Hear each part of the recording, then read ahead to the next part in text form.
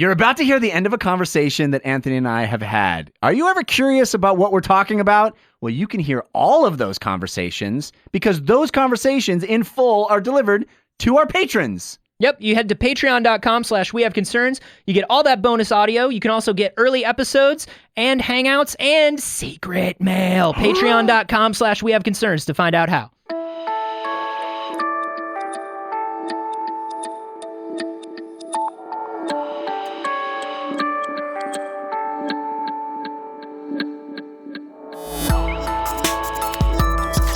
I'm in month 10 and it got way harder, bro. You know what you have is you have one of those negative zone babies. The first 6 months is easy, and then the remaining 90 years are awful. Oh, crap. This is We Have Concerns. Hi, Jeff Cannata. Hi, Anthony Carboni. Hello, concerned citizens. And hello to a special guest in the anxiety chamber today, our pal Vernon Shaw. Hey, how's it going? Welcome to the show, Vernon. You may know Vernon from Hot Pepper Gaming. You may know him from a Game Grumps. But now Vernon and his friend Leighton are, you're a video game designer now, buddy. Yeah. Me and Leighton co-created Dream Daddy, a dad dating simulator. Dream Daddy, a dad dating simulator. Look, this is, sorry, I keep having to yell this because I don't think enough people have figured it out, but the acronym for Dream Daddy, a dad dating simulator is DDADDS, just dads, and I'm so proud of that. Nice, dude. The title itself is a dad joke. Yeah, we managed to insert. It's a recursive dad joke. So this is a game where you are a hot dad and you are dating other hot single dads. Yeah, you play as a dad and your goal is to meet and romance other dads. I mean, there's more than that, but yeah. But this is a dating simulator. It's a visual novel. There's a long tradition of this kind of game. Yeah, think a Hateful Boyfriend, the pigeon dating simulator, but more grounded in reality. Yeah. Right. Yes. Think about the genre that was started by the pigeon simulator and then apply it to humans. If you played that pigeon dating game and you thought, man, this is just way too fanciful for me. What if they made a version of this where you could date other humans? I'm a human. Yeah. And I love to date other humans.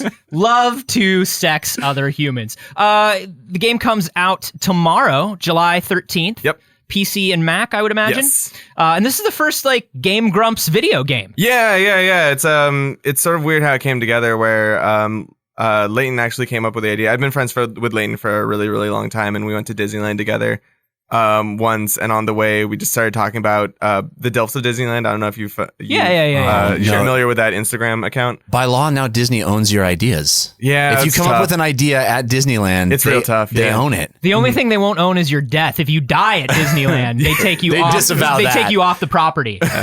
Yeah. So she just told me hey, I've always had the idea of a dating simulator where you play as a dad and your goal is to meet and romance other dads. It was just perfect. And then we spent just the entire day at Disneyland thinking of the sort of dads we would like to date. So just imagine yourself. Small World dad. Yeah. Big Thunder Mountain dad. No, so, Small World's a great place to come up with different dads because That's if you true. need to come up with all of the stereotypes for the different dads. And really, is the game set in the 50s when we didn't know much about race? No, but I will say that we did, I believe, come up with Goth Dad in line for Haunted Mansion. There you go. So, sure. There's some truth there. Well, this is awesome. We're going to talk to Vernon much more in depth about the game, about everything going on with Vernon's life. If you are a patron at any level, you can listen to that episode. It will post today along with everything else that we're posting. And it'll be double length. Vernon, where do they go if they want to learn more about Dream Dads? DreamDaddy.biz. DreamDaddy.biz. Which is an actual domain name that I bought. Yeah, I would hope so since you're sending people there. Guys, we got a story sent in to us today by Catherine Tuck. The Mighty Eagle! Remember, you too can have a nickname that has nothing to do with who you are. I don't know. Maybe Catherine Tuck is a Mighty Eagle. I think she's owning that now. I think so too, and I think you should. I will come up with a nickname that has that's completely at random for you if you send in enough stories as well. You can submit them to our Facebook group, facebook.com/group/wehaveconcerns, wehaveconcernshow@gmail.com, or the subreddit, which is wehaveconcerns.reddit.com. This story has to do with painful memories. Oh. Vernon, you're a sad boy. Oh, all the time. You're kind of fueled by it. You're kind of fueled by painful memories. Literally, the success of anything I do is inversely proportional to how happy I am. So the more sorrow you fill me with, the better output of creativity I have. Oh, good. Mm-hmm. Well, Yeah. you're in the right place then. You're going to have a great creative day. Yeah. I dig This that is you the guys room call for it this. I think that you guys call it the anxiety chamber because I get that. Yeah, just walking in, you kind of feel Places it. and objects take on the characteristics of the person who inhabits them. You know how like a dog looks like its owner eventually? So do rooms. This study is kind of the eternal sunshine science put to reality. Are we getting there? Are we doing it finally? We're getting there. The erasure of painful memories. What? This is Like erasure albums? erasure albums are wonderful. I Yeah, agree. I would I'm a never big fan. forget I was a those. big fan. It didn't work with the joke, but I'm a big fan. Yeah, love Try erasure. to discover. Sound just like him. So this is the Montreal Neurological Institute and the hospital at McGill University. They work together to find this out.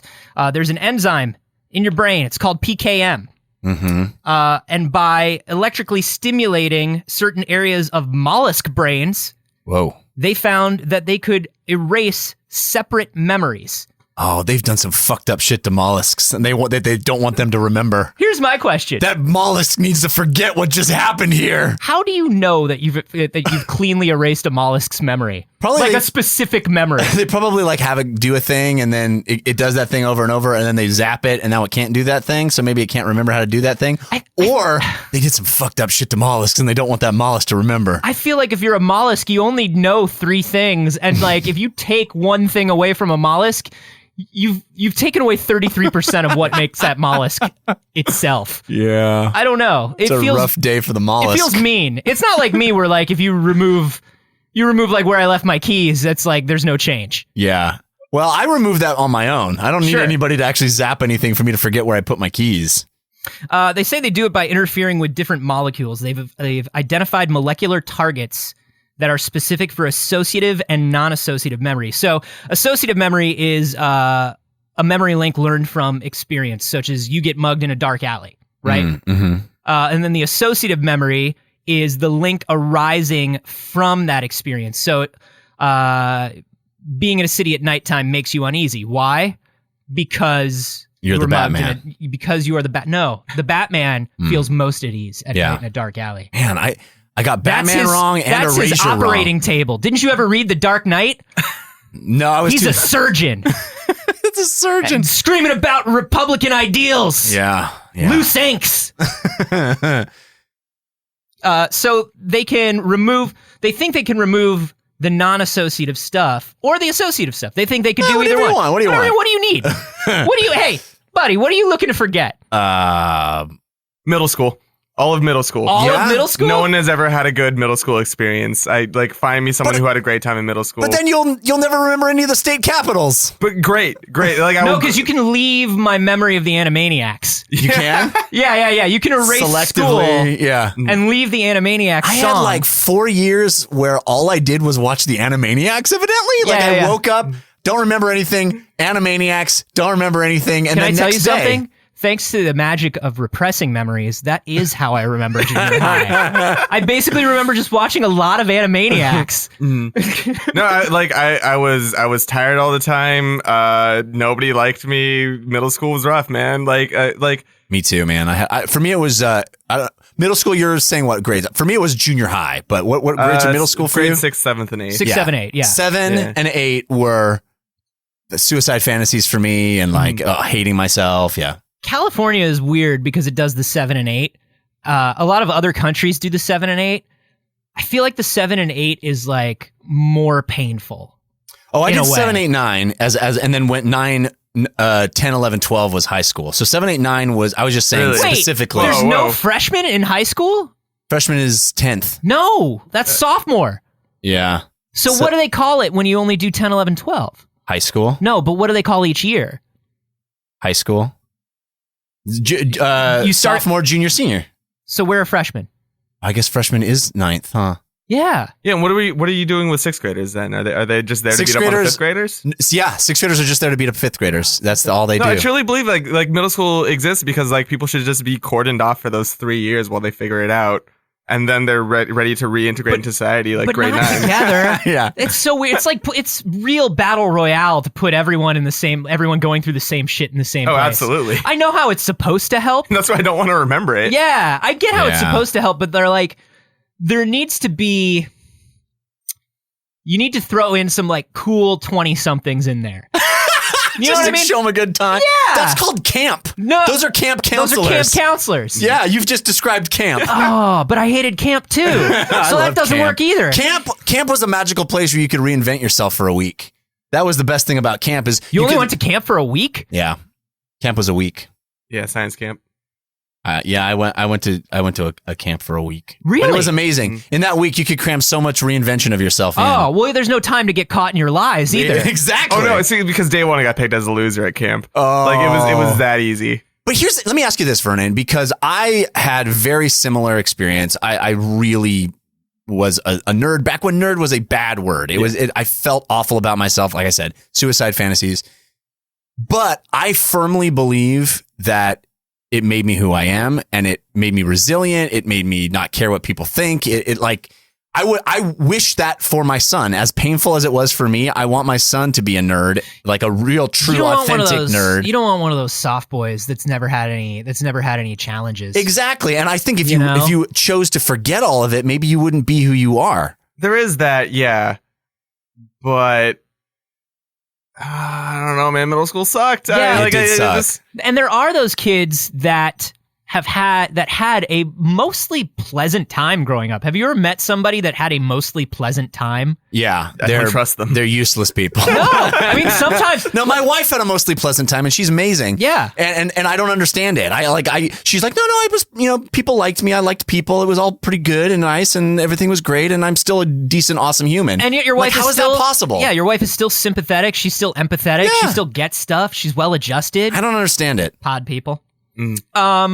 Do you have any pictures of your wife before you met her? Do they exist? What? What if she just is a creation from my imagination? What if she did have a bad time in middle school and her memory got erased? Oh, maybe what that's- if she repressed it? Maybe she is just living a lie? Is that what you're saying? Maybe she was even worse than us. I need this, Jeff. Also, I I need think it too. things aren't bad for us because the stuff that people made fun of us about in middle school just turned into monetizable things when we got older. Yes, we won. But that doesn't happen for everyone. No, but it happened for an entire generation That's of true. us.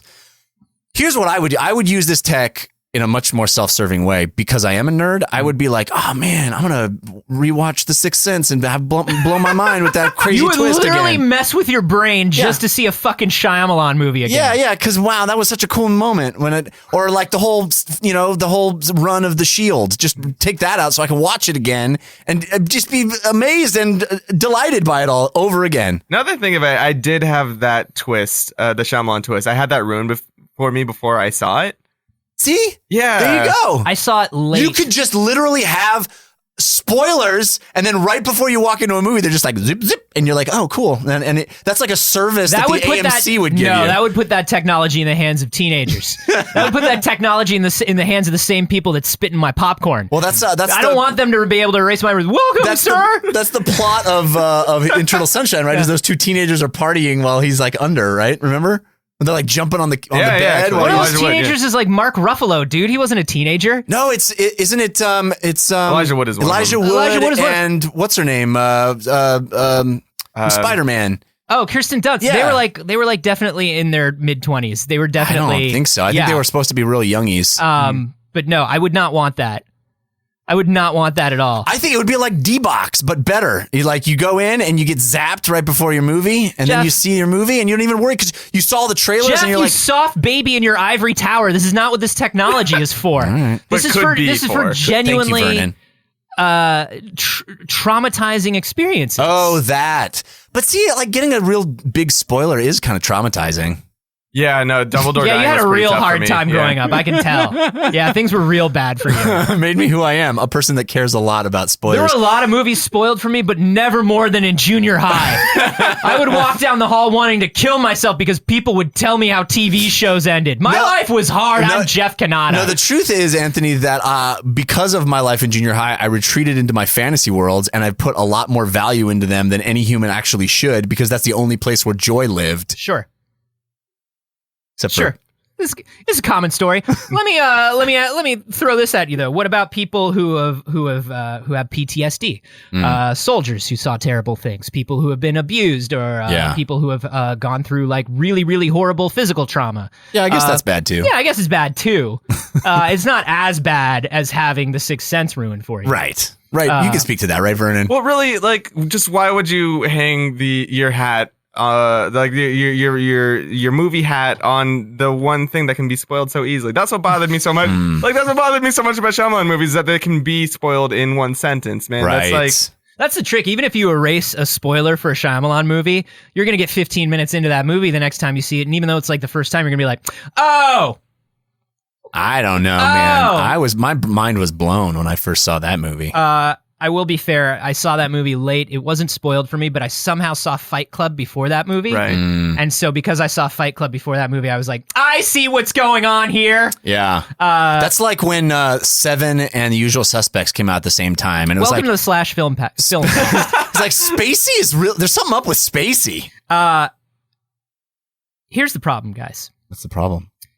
Negative memories are stronger than positive memories.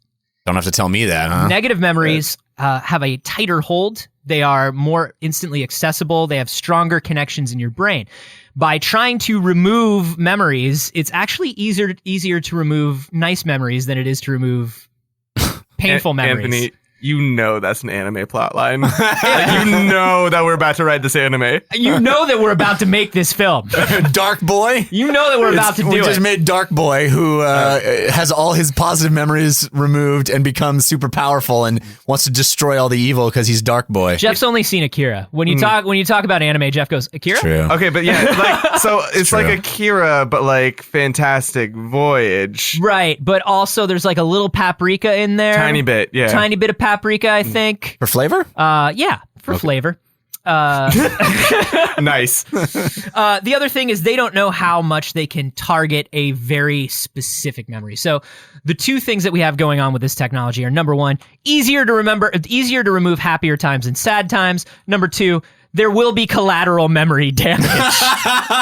Isn't that exactly what you don't want? That's exactly the whole headline is we can remove specific memories. Also other non-specific memories. Going back to middle school, I will say that like 6th, 7th, Which and I 8th, do multiple times a day in my head. When is this technology Listen to me, happening? 6th, 7th, and 8th grade was terrible, but I also will say that 5th grade and 9th grade also sucked. So like if I could lose, like, yeah, there's your on either padding. side. Yeah. There's some padding.